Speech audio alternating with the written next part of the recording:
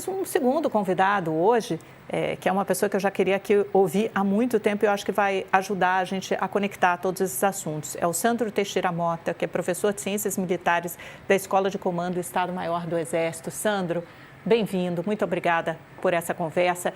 Sandro, a gente viu essa explicação e o movimento que está acontecendo globalmente, isso tem muito a ver com essa geopolítica do Donald Trump. Ela atua, ela repercute, impacta diretamente no mercado, no preço do dólar, no preço de tantos outros ativos, por enquanto está nos beneficiando. Então, a gente até agradece ele nesse sentido.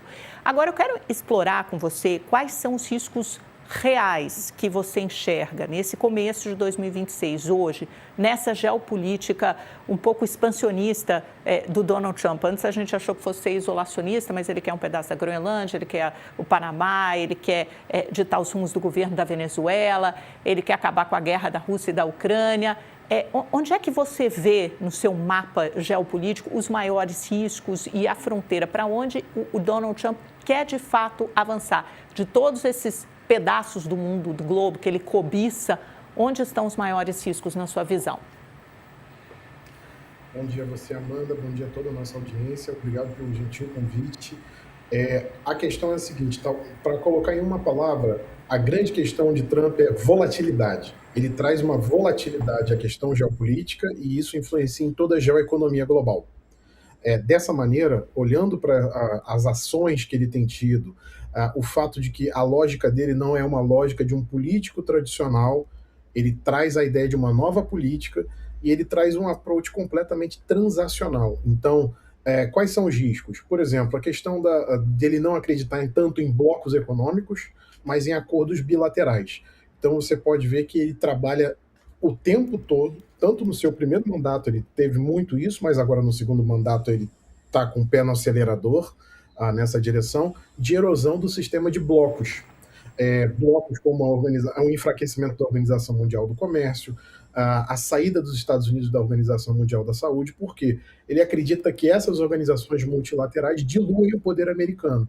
E fora isso, o approach que ele tem de fazer uma coisa que era muito comum na cultura empresarial americana dos anos 80, de você fazer algo tipo na expressão trash talking, ou seja, ele ataca um governante estrangeiro, ele fala palavras muito duras, ele fala palavras até que são impublicáveis, né, via redes sociais, para criar um approach no qual aquela pessoa tenha que vir negociar com ele em condições desfavoráveis. Isso é uma coisa que ele deixou muito claro no livro que ele tem, no Art of the Deal, de 87.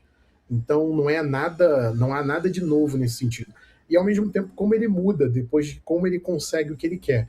Então veja como ele falava da Venezuela até a operação que capturou o presidente Maduro. Então quando ele faz isso e volta e consegue o acesso ao petróleo venezuelano, consegue tirar a influência de China e de Rússia do governo venezuelano, fica muito claro que, para o investidor, para aquele que tem assets em toda a economia global, não só na economia brasileira, fica muito claro que ele deixou claro que o interesse americano vai prevalecer independente do sistema de freios e contrapesos do mundo internacional, ou seja, o direito internacional. Se o direito internacional for de interesse em alguma situação dos Estados Unidos, ele vai atuar para manter, mas se não for, ele vai simplesmente atropelar. Então isso traz uma enorme volatilidade. Agora, Sandro, e da maneira como você descreve, num primeiro momento, pode parecer que os Estados Unidos saem ganhando. E a médio e longo prazo, como ficam esses atores? Você falou de órgãos multilaterais, OMC e OMS, mas tem a OTAN, principalmente, que se viu muito enfraquecida depois dessa última empreitada do Trump rumo à Groenlândia, a compra, a anexação da Groenlândia. Eu quero saber como saem Estados Unidos no médio e longo prazo. Esse poder que pode parecer maior num primeiro momento, isso se mantém ou não?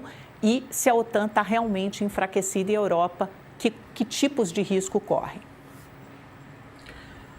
Amanda, a força sempre vai ser maior em grupo.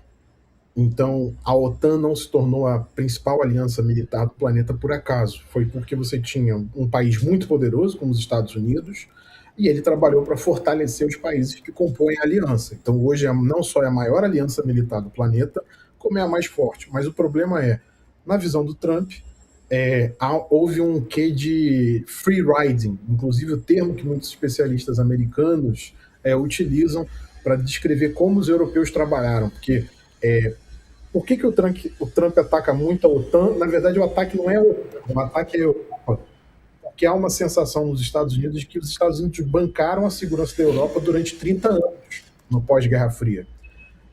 Então, para que a nossa audiência tenha uma ideia, Amanda, em 1990, o exército francês tinha 350 mil homens. O exército alemão, da Alemanha Ocidental apenas, metade do que é a Alemanha hoje, tinha 360 mil homens.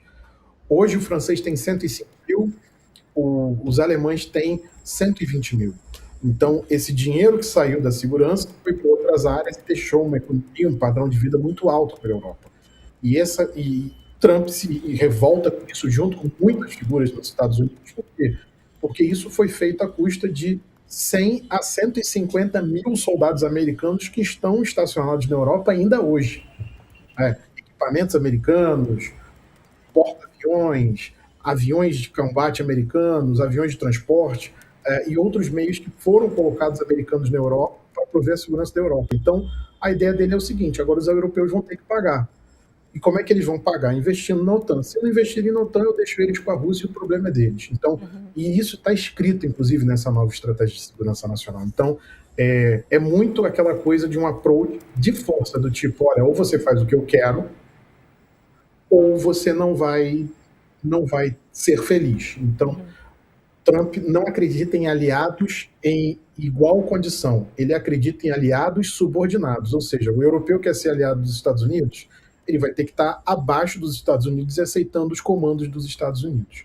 Então, tudo isso é feito, Amanda. Diga.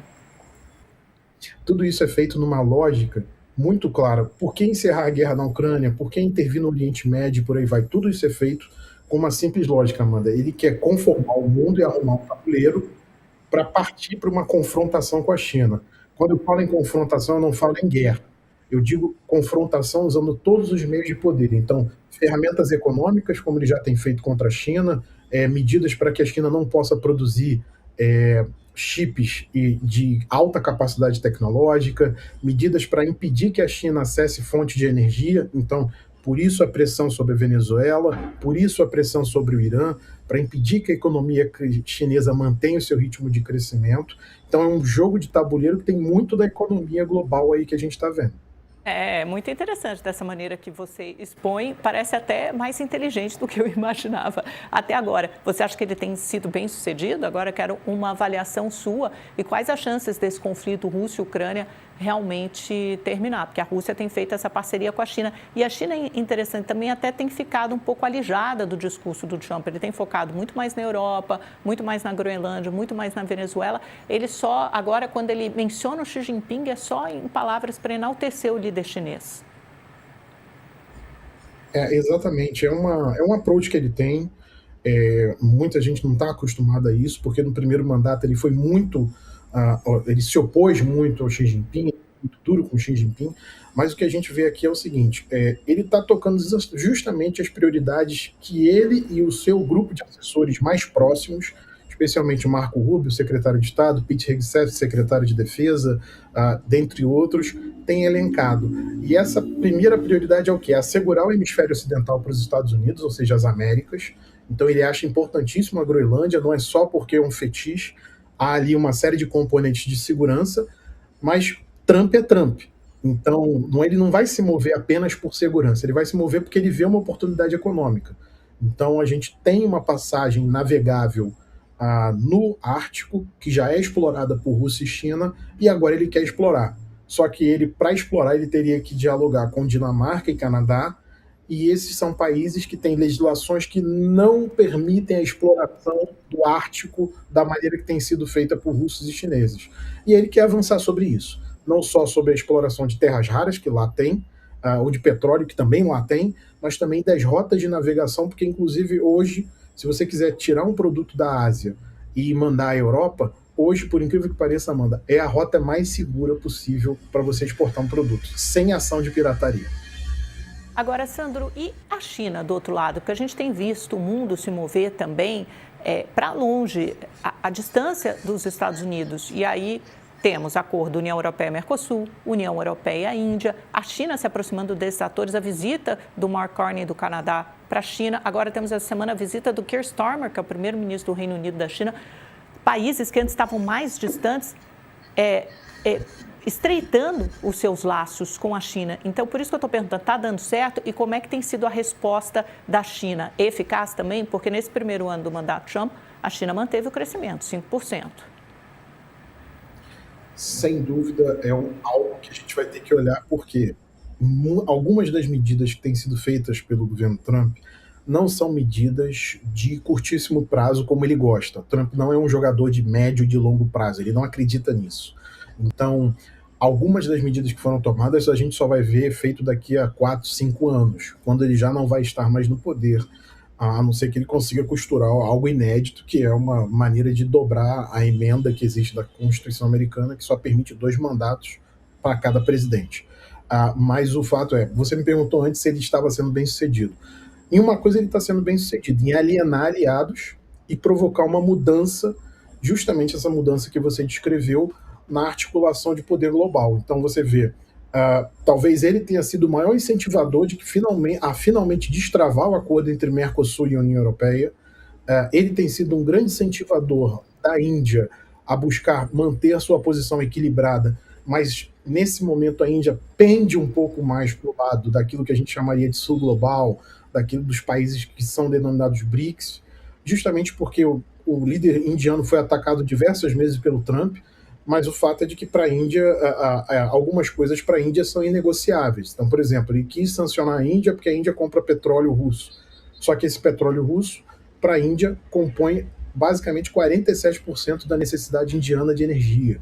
Então, a Índia não vai abrir mão da 47% da sua demanda de energia do dia para a noite. Mas na cabeça do Trump isso é possível. Mas os indianos não fizeram e não vão fazer. Então, a presença de um Trump, ele acaba sendo o ator que sacode o tabuleiro, mas que ao mesmo tempo acaba criando esses cenários onde a gente tem um rearranjo de poder global. Agora, é óbvio que o fato também de que ele não se dirige muito à China nesse momento, Amanda, é porque ele também está um pouco consumido por crises que ele não queria estar. Então, por exemplo, a crise no Oriente Médio, com a questão dos conflitos envolvendo Israel e a própria questão do Irã. Então, a gente percebe um pouco nele uma questão de pressa, de tentar resolver tudo isso rápido para poder se dedicar apenas a confrontar a China. Mas só que a lógica aqui, Amanda, é de tentar arrumar o mundo como um grande tabuleiro, no qual ele sabe exatamente quais as peças estão do lado dele e quais as peças estão do lado da China. É o war. É muito claro isso. Não, perfeito. Isso. Eu estou até aqui anotando porque é uma aula, Sandra, eu não posso perder. Eu vou ter que assistir o meu próprio programa de novo depois. Foi excelente a sua participação, obrigada mesmo. Olha, já está feito o convite para a próxima, não resta dúvida. Obrigada, bom dia para você.